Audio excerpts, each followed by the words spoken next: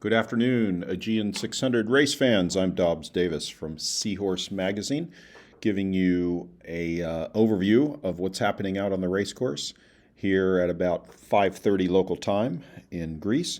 And as usual, we look at the tracker, and this is a windy weather model overprint. As I said in my last analysis, just about 12 hours ago, 10 hours ago. You can see the wind is depicted, the Meltemi is depicted in these graphics that show the vectors and the relative strength, and a reminder that this strength is indexed to a scale, a color scale that's at the bottom of the screen.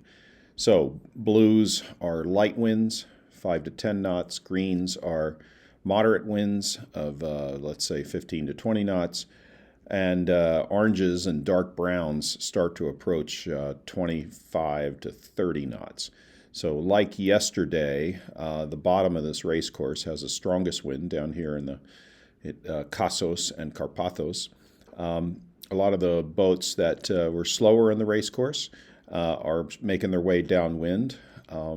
As you can see by this vector of the wind direction, and the fact that they're making these angled turns means that they're jibing to go get around this bottom mark at Kassos, and then it'll be a reach in windy conditions across from Kassos, Karpathos over to Rhodos. And as you can see over here in Rhodos, the wind is starting to lighten. Part of that's from being in the lee of the island. And navigating through this area. In fact, let's zoom in to tracker's pretty accurate. This updates every 30 minutes, I believe. So when I looked at this a few minutes ago, now these boats here, excuse me, Carbonita, Chipalipa, AEGEAN, Leaps and Bounds. They're all going over 10 knots, probably jib headsail reaching, at reasonable wind speeds. For boats of this size and speed, 10 knots of boat speed would, to me, indicate wind of, let's say, 10 to 12 knots, 12 to 14 knots maybe. So they've got breeze. I know when I looked at their positions earlier on in this area, there were some very low boat speeds, so they got behind a headland at some point and then punched through.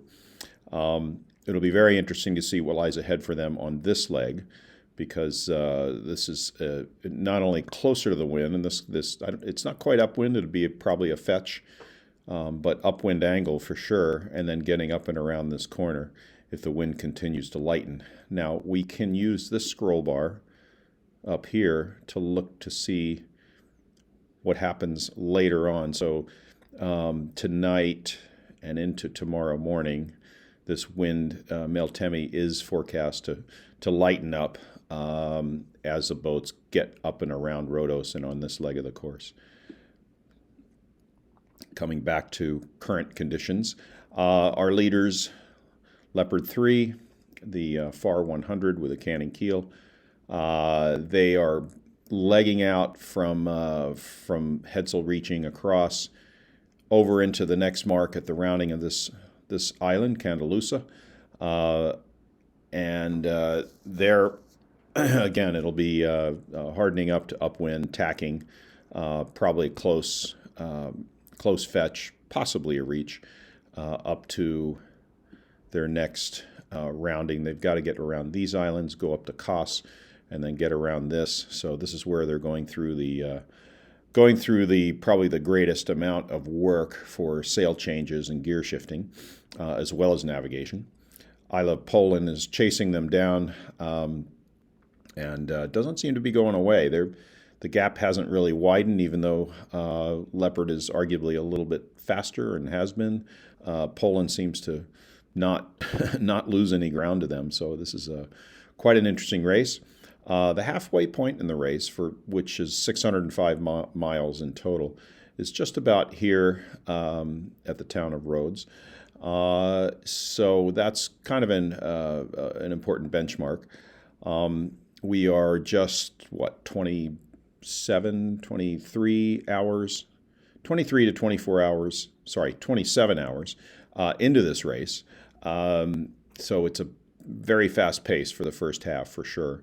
We'll see what happens as the wind lightens up and everybody gets through these gates here.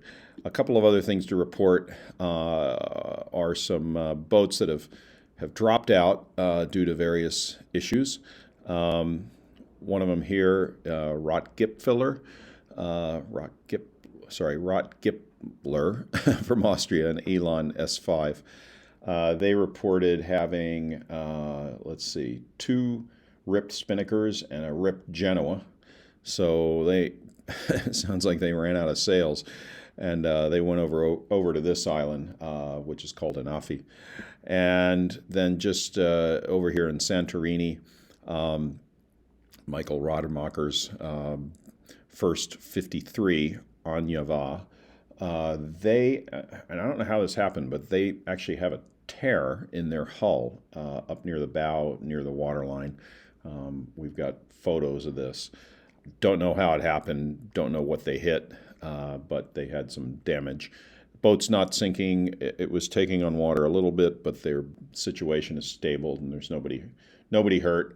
They also had a rope apparently caught around the propeller, which kept them from motoring over into safety. So they've elected to sit it out. And then a great tragedy is George Sakalaris's Maxi 72 Proteus.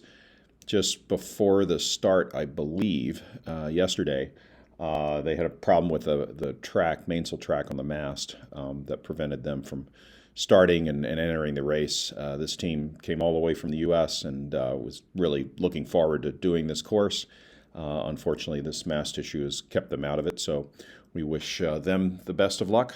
And I'm sure they're monitoring this race carefully. I know that they were very much looking forward to this. Now, other thing to point out is here, if you click on the leaderboard, you can look at where the standings are. So YB will calculate the time, the projected time the boat will finish based on its current speed, and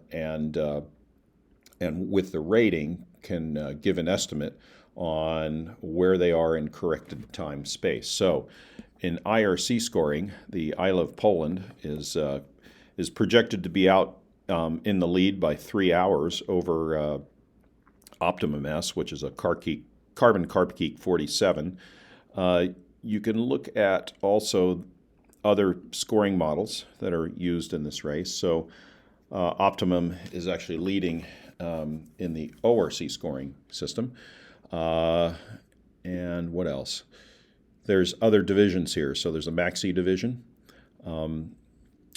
We see that, and these are scored in IRC. So while Isle of Poland is trailing Leopard 3, they're beating them on corrected time. If you believe this, that's about 5 hours in corrected time, along with these other boats that are back behind in the race course. But corrected time allows the boats to race evenly, even though they're very different. That's misspelled. It should be Mokra, not Morka. And that's a multi-hull system.